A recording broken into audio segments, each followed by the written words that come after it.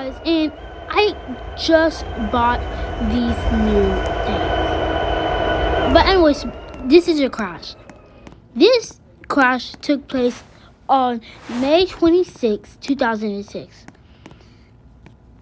This crash was in Centrella, I think. Centrella, Illinois, where a CP departs the yard. The CP contains 4 locos. This loco is common, mixed freight, nice, with the stat card, with the left card, and that with the UPS. The train starts to speed up. The train starts to, the train starts to break a lot of rules, including the speed.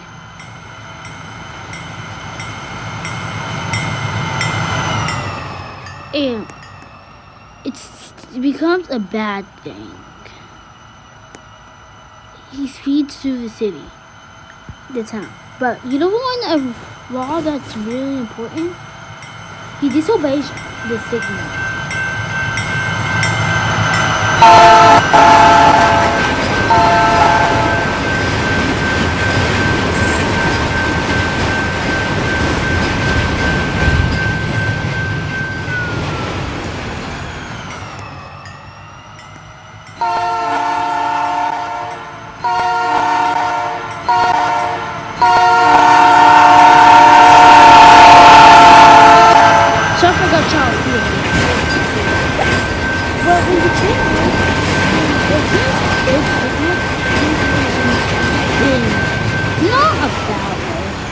But this time it did, because what he didn't know, the switch was flipped to the thing, a siding where an NS was supposed to get its thing. The train hits the brakes, but it's too late.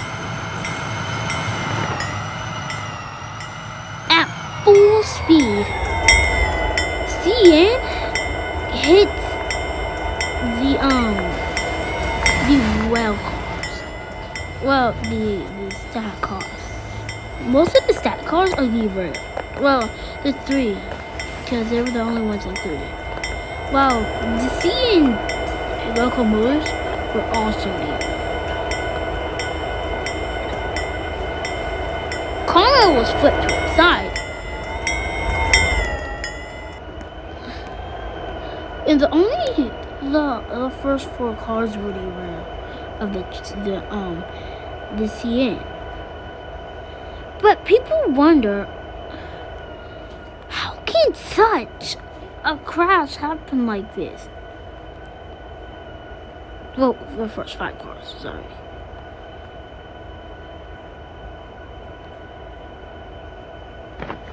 Well, when a train disobeys a signal, oh yeah, one of the tanker cars / this car, the force of it derailed it badly.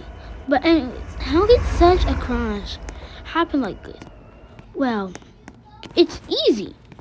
When a train disobeys a signal, like if it's like in this town, when a person disobeys the signals, including the rules, sometimes it leads to a crash. Other times it doesn't. And to be honest, I don't think it's rare when a crash happens. But I don't think it's not rare. It's rare when the train doesn't happen. It's in the middle. Train crashes could happen with someone, but it's more likely that a train would derail like this.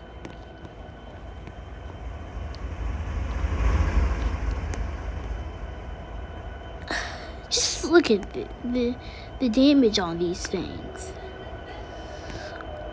How did I never notice this? Oh my gosh. The forces of this. The crash. It was just horrible. And I really don't even know how to comprehend how was the force of this so horrible. And one more question people ask. Why was the front side okay, but the back side wasn't? Like, they were just total forced. Well, here's what people say. Well, their crowds. They say that, well, on these crowds, when the train went, pretend like this is the train going. When the train hit the TTX car, the front was, I had to derail it. But the back, no, I didn't. Instead, the back derailed itself. And I don't know how.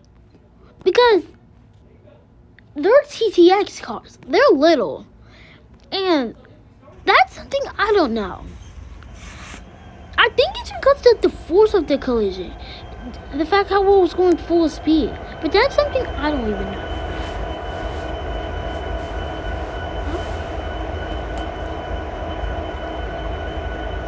Okay. I'm gonna get my sister's food. Okay, son. Okay. See something. But I don't even know how my sister is being a complete a clown in a good way, not a bad way. People not experts, but people like me don't even know how crashes like this, the force of this happened. But what I did know, was that this was indeed a red signal. And it wasn't just that. Let's go back all the way.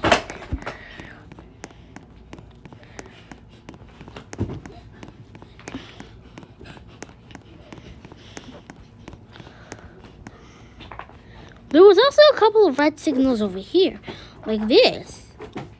It was completely red. So, those were far away. But the thing is, it disobeyed the signals everywhere, including a speeding ticket or a speeding thing.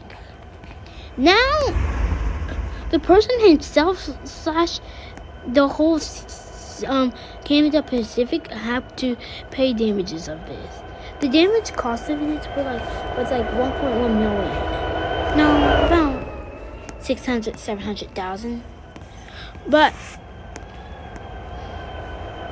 it was at 6,600K through 1.1 million. But I don't know explanation for this. But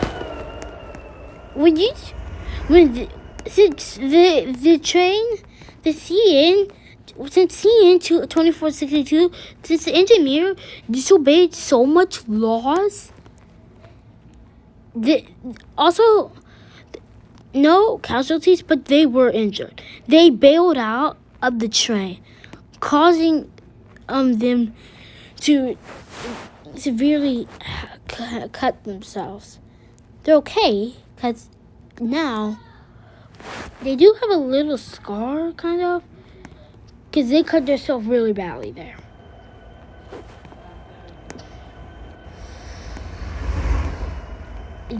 Is this overall?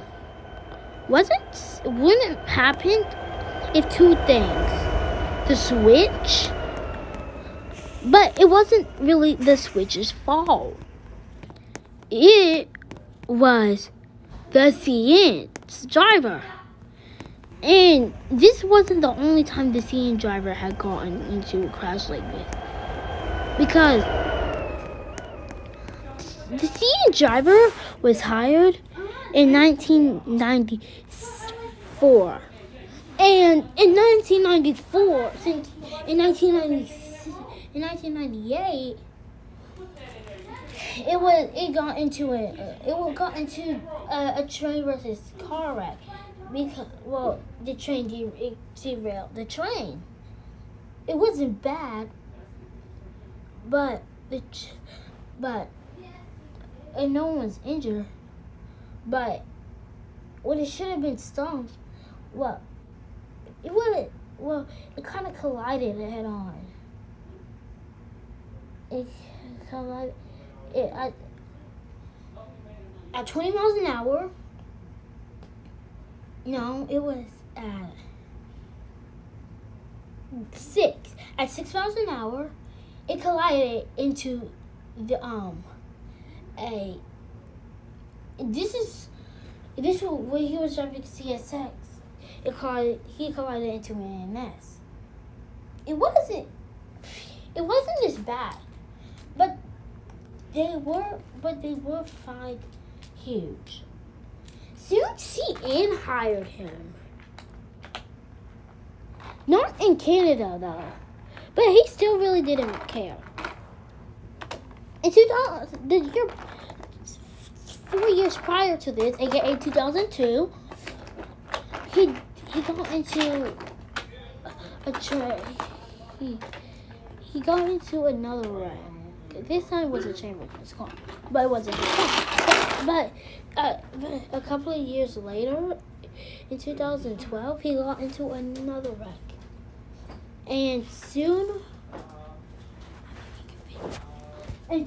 was fired from CN, but was later hired by CP. Now he is totally improved. He really wants to go after the CN, but CN says they won't hire him anytime soon, which is understandable. So now he has a job in CP. I don't know if y'all can hear me or not, but anyways, he has a job in CP, and he's working there. Will probably be working there into the maybe the later 2020s or 30s. We don't know yet. This is not a real story though. So this just comes to say, well, this is the main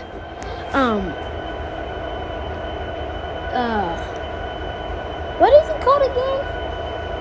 The main point of the story. I forgot what the other word called this.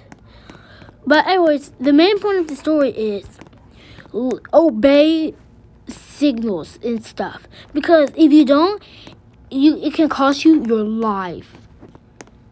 Well, it can injure you really badly. Or it can injure someone else badly. So, that's why you should never disobey signals or laws. Soon all of the 40 cars were put back into place and CN finished its job. Okay, bye.